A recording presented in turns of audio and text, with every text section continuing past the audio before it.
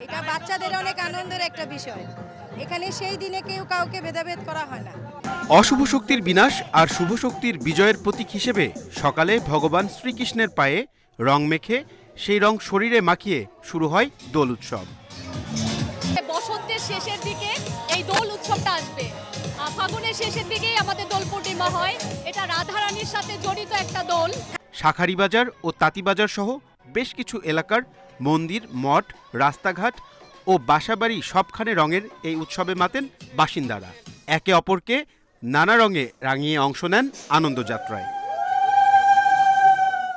দোল উৎসবের দিন ভগবানের চরণে রাখা হয় আবির। খুবই ভালো লাগছে, সব মিলিয়ে দোল খেলছি, ভালো লাগছে খুব। দোলের আগের দিন এই হোলি উৎসবের আবিরের রঙের মতোই রঙিন জীবনের প্রত্যাশা সবার।